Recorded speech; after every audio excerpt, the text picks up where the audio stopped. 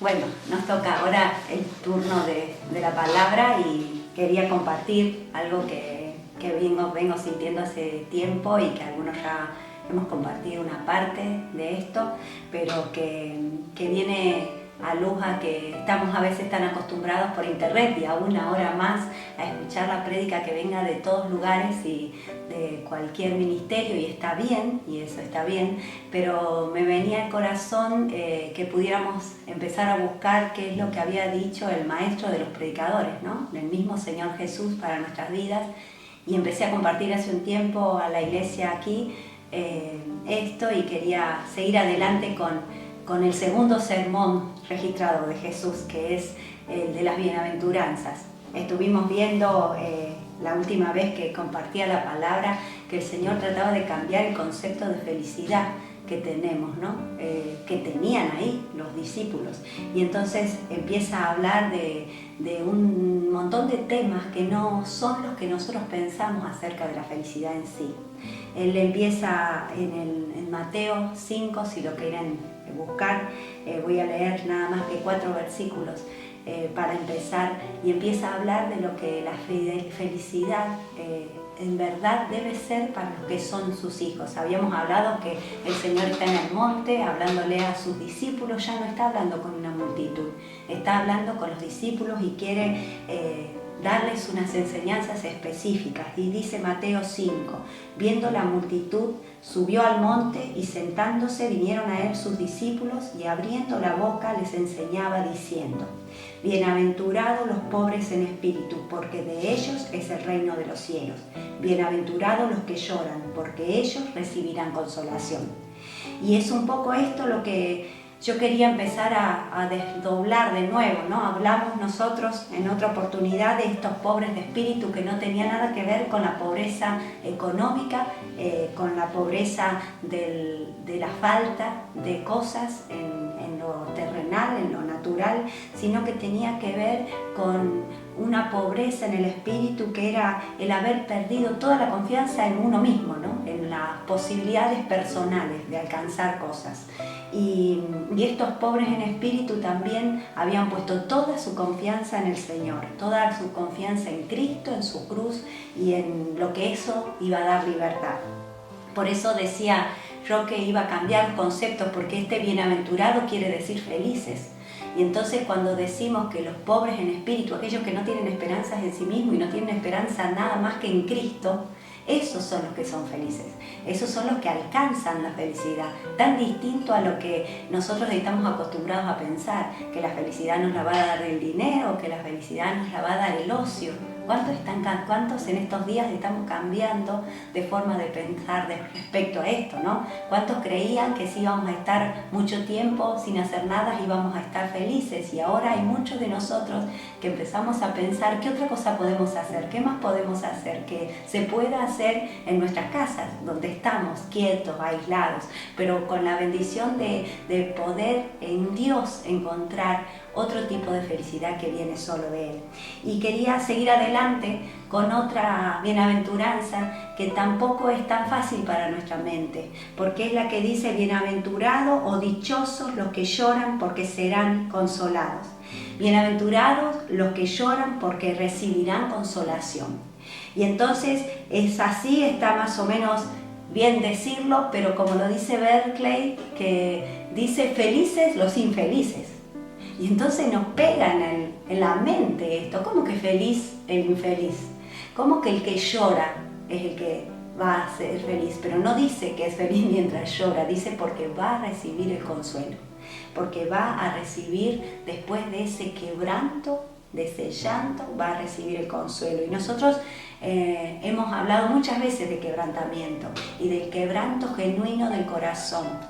Ese corazón contrito y humillado que el Señor no rechaza, ese corazón quebrantado que al Señor le gusta consolar, que le gusta abrazar, que le gusta estar cerca.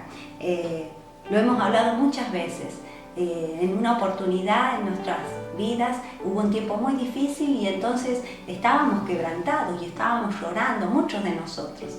Y resulta que la palabra del Señor que vino en esos días, una palabra profética, nos dijo, bueno, dice el Señor, ahora viene más quebranto.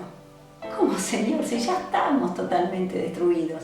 Y el Señor nos decía, pero que venía un quebranto, que quería Él que lo lleváramos a ser quebrantados por su presencia, por amor de Él, no por las circunstancias que nos rodean.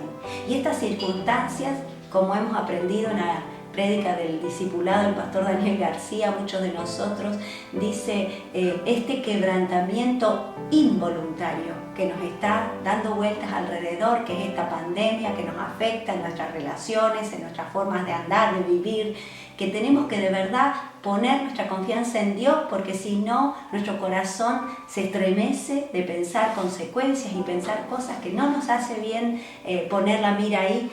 Nosotros tenemos que saber que al Señor el corazón esté humillado y deseoso de conocerle, el corazón quebrantado del que llora en su presencia no le es indiferente. Al Señor lo puede un corazón contrito y humillado. El Señor quiere que estas circunstancias que vivimos abran una puerta especial para encontrarnos con Él, una puerta en las esferas celestes que nos den un tiempo distinto para nuestras vidas espirituales, para nuestra vida de comunión con Él.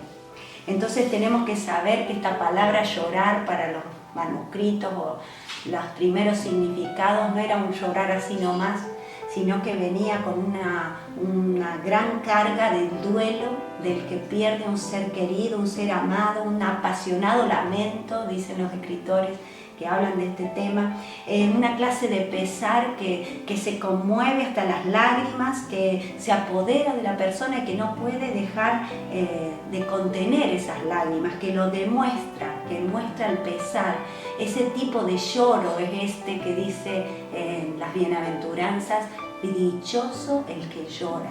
Es un llanto que viene de una aflicción del corazón, una aflicción que nos puede llevar aún a mostrarnos lo que está pasando a nuestro alrededor, que es ver lo mejor y lo peor de las personas. Lo mejor, la amabilidad, la bondad de nuestros semejantes y lo peor de los que están a nuestro alrededor. Pero lo que más nos tiene que llevar a mostrar y a alcanzar es el consuelo y la compasión de Dios, del Señor para con nosotros.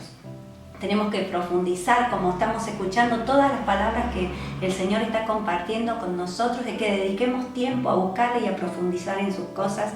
Y a mí me llevaba esto a pensar en unos versículos que están en Corintios, en 2 Corintios, que hablan de cuando Pablo les escribió ya a los de Corinto, y ahora les dice, escúchenme, dice en el capítulo 7 y en el versículo 8, dice, si bien los entristecí con mi carta, no me pesa.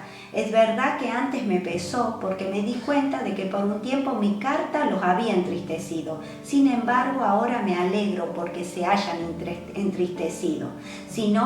No me alegro porque se hayan entristecido, sino porque su tristeza los llevó al arrepentimiento. Ustedes se entristecieron tal como Dios quiere, de modo que nosotros de ninguna manera los hemos perjudicado. La tristeza que proviene de Dios produce el arrepentimiento que lleva a la salvación, de la cual no hay que arrepentirse, mientras que la tristeza del mundo produce la muerte. Fíjense lo que ha producido en ustedes esta tristeza que proviene de Dios. Qué empeño, qué afán por disculparse, qué indignación, qué temor, qué anhelo, qué preocupación, qué disposición para ver que se haga justicia. En todo esto han demostrado su inocencia en este asunto. Entonces está Pablo escribiéndoles a los de la iglesia en Corinto y les dice, les escribí y los confronté con su pecado.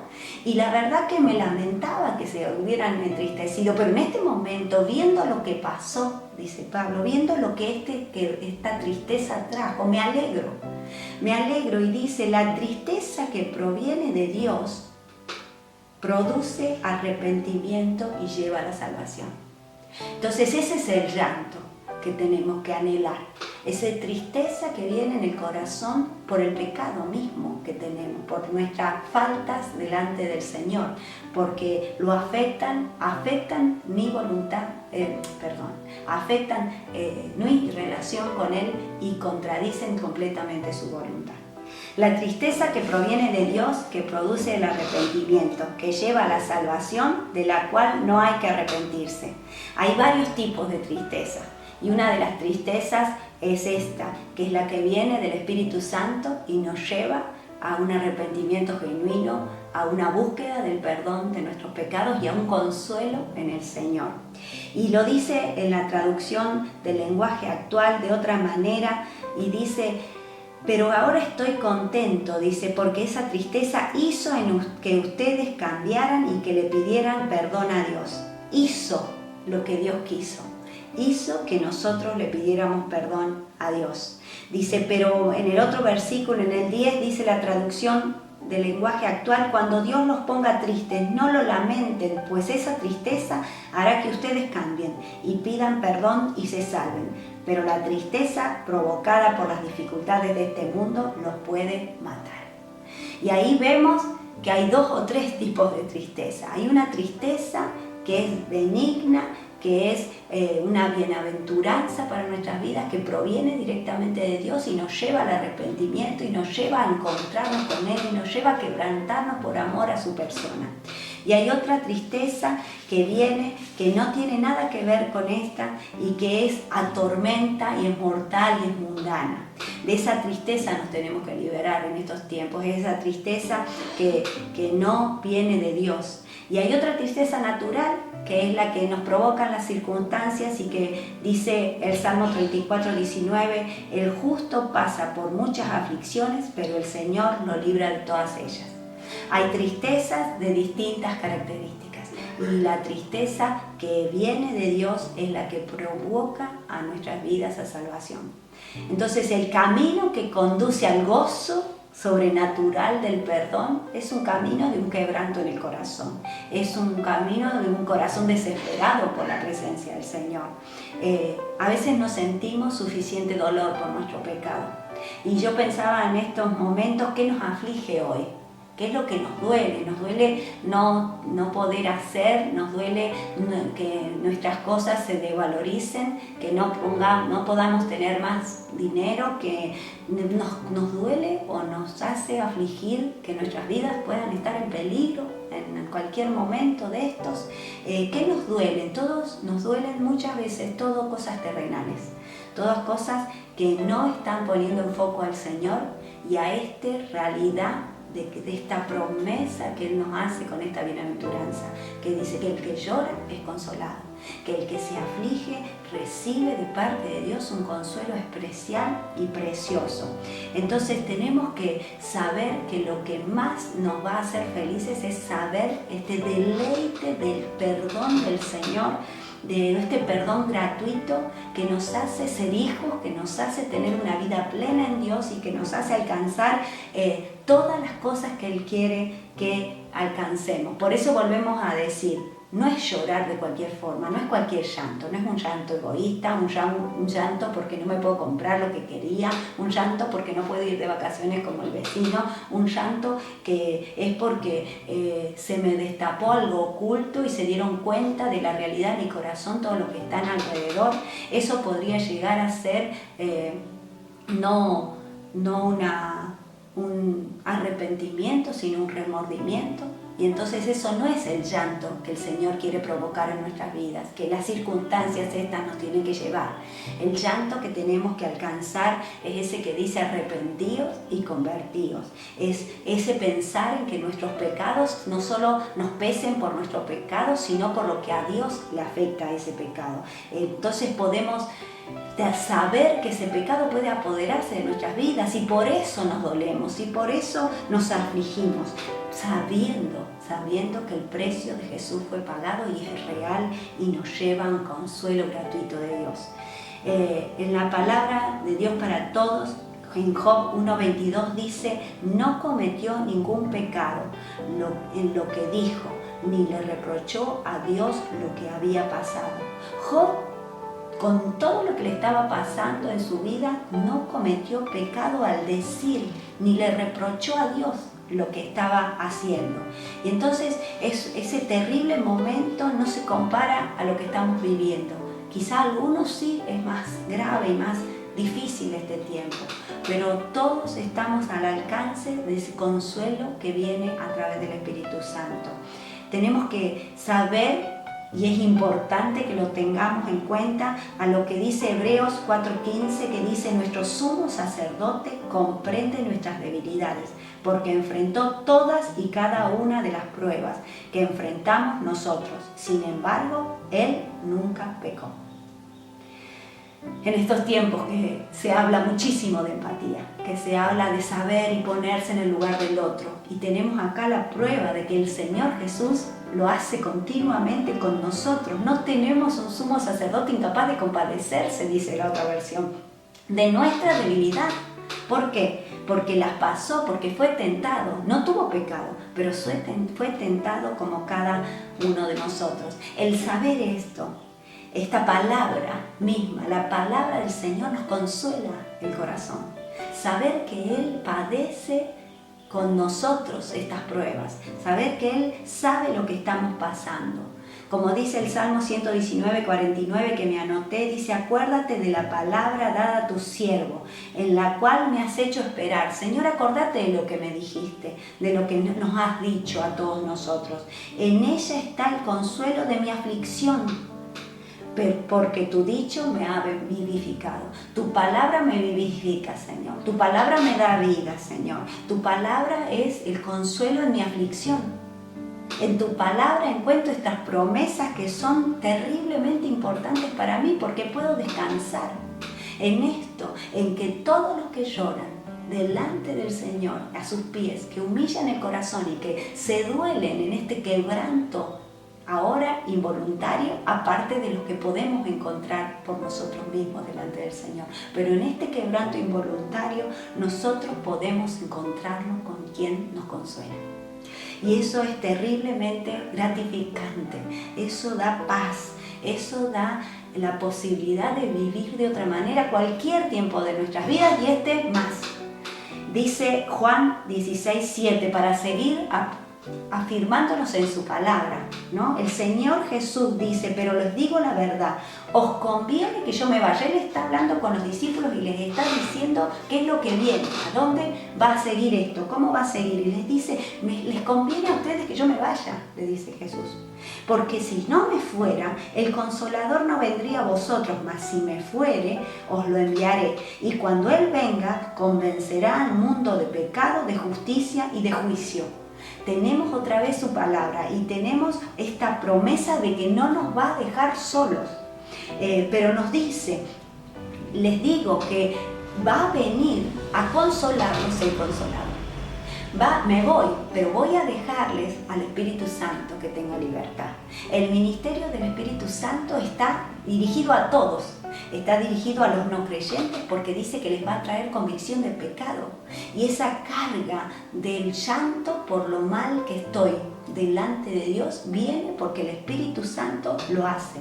Esa realidad de ser abierto el corazón a la necesidad de la cruz, a la necesidad de Cristo, aún a creer que la muerte de Jesucristo está ahora vigente, real para nuestras vidas, y que en su resurrección nosotros tenemos esa vida eterna y podemos alcanzar este consuelo y esta paz.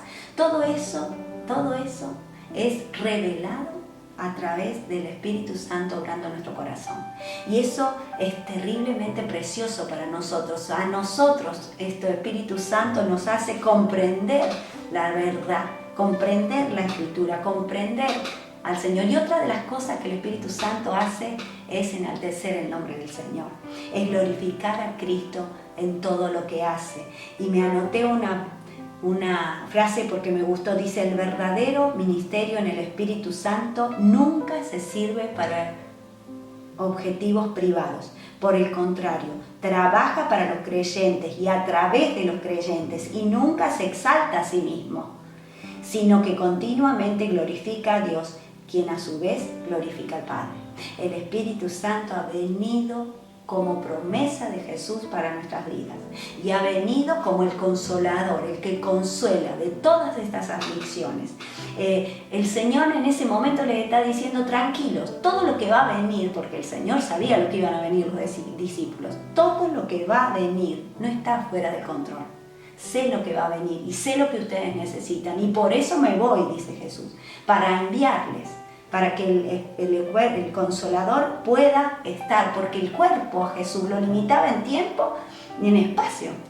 Él no podía alcanzar lo que el Espíritu Santo alcanza, que es la mente, los corazones, fuera del tiempo y fuera de los espacios. No podía estar en todas partes Jesús con su propio cuerpo. No podía llegar a todas las personas, pero sí con el Espíritu Santo. Sí, el Espíritu Santo no tiene límites para alcanzar. El Espíritu Santo no tiene límites para ir a buscar nuestro corazón. Y el Espíritu Santo puede llevarnos a esta comunión ininterrumpida y para siempre.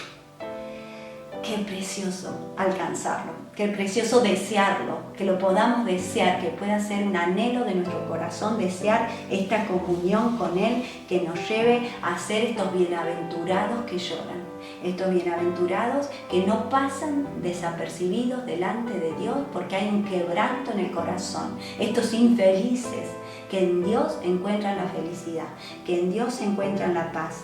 Y como dice el Salmo 56:8, que dice: toma en cuenta mis lamentos, registra mi llanto en tu libro. ¿Acaso no lo tienes anotado? El Señor lleva cuenta de todas nuestras angustias, dice otra versión, y ha juntado todas nuestras lágrimas en un frasco. La ha registrado a cada una de ellas. El Señor está haciendo esto continuamente. Yo muchas veces, cuando hablo así a las situaciones, por situaciones que pasamos, digo: yo quiero siempre llorar y quebrantarme a los pies del Señor, no quiero llorar sola. Y todos nosotros tenemos la posibilidad de llorar delante del Señor el quebranto de nuestro corazón, la necesidad de nuestro corazón de buscarle, la necesidad de entregar las angustias, de entregarle a Él todas nuestras angustias. Dice en Juan 16:20 una promesa terrible que dice: de cierto les digo, Jesús nos dice, ¿no?, que ustedes llorarán y se lamentarán mientras que el mundo se alegrará, pero aunque ustedes estén tristes, su tristeza se convertirá en gozo. Aunque ustedes estén tristes, su tristeza se convertirá en gozo. Y también a ustedes ahora están tristes, dice el 22. Dice: pero yo los volveré a ver, y su corazón se alegrará y nadie les arrebatará su alegría.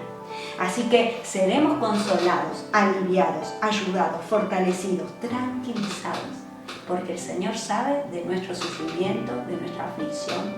Él sabe de nuestros llantos, los cuenta, los tiene en cuenta, nos cuida de esta forma de ver el mundo tan diferente que tenemos nosotros, y nos enseña.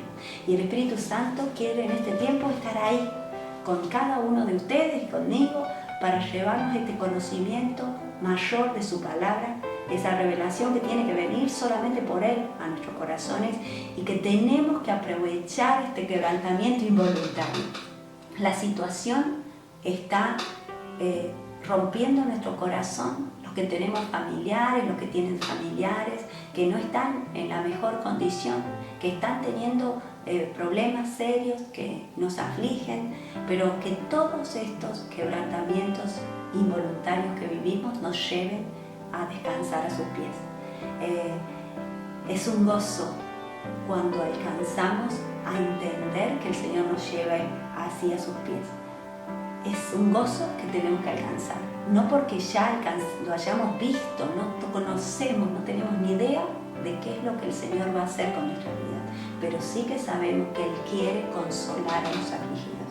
Así que en estos días, si te ves muy afligido, si estás triste, el Señor está ahí para buscar al abatido, al que tiene falta de fuerzas, al que las necesita, y transformar eso en algo diferente, totalmente distinto, que es un gozo, que es sobrenatural, que es una experiencia, no es felicidad de la que es pasajera de esta tierra, sino una experiencia sobrenatural con Dios.